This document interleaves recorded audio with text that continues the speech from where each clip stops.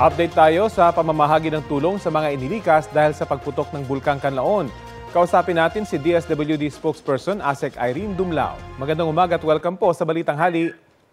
Magandang umaga, Rafi. Opo, paano po ba yung sistema ng pagpapaabot ng tulong sa mga evacuees na lumikas dahil po sa banta ng Bulkang Kanlaon? Well, ang Department of Social Welfare and Development ay nakikipag-ugnayan po sa mga para identify ng ating mga internally displaced persons at pagtitiyak na tulong. But po doon, more 4 million pesos worth relief aid. ASEC? Opo, ASEC, napuputol lang po yung ating linya ng komunikasyon. Kung pwedeng gumalaw lang ho kayo ng konti. Binabanggit niyo po ilang milyon na yung inyong naihatid na tulong?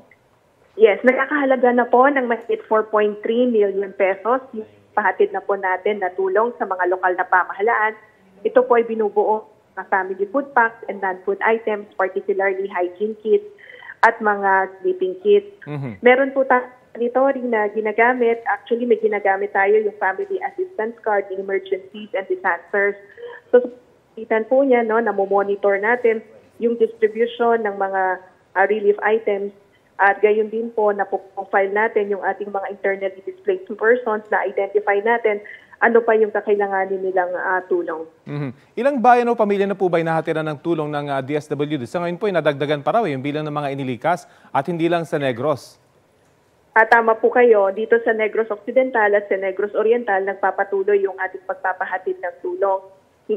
Actually, yung mga nabigyan na natin ng assistance ay dito sa Bago City at sa La Carlota, mga municipalities ng La Castellana, Murcia at Pontevedra.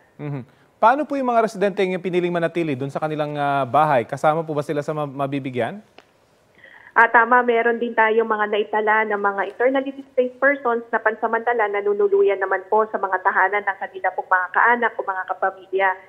Yung pong mga nakatira sa paligid ng Mount Kanlaon, particularly within the 6 permanent disaster zone, 6-kilometer permanent danger zone, ay talaga pong inililikas na in coordination, of course, with the local government units. At ang assurance naman po ng DSWD ay magpapahatid po tayo ng tulong po sa kanila.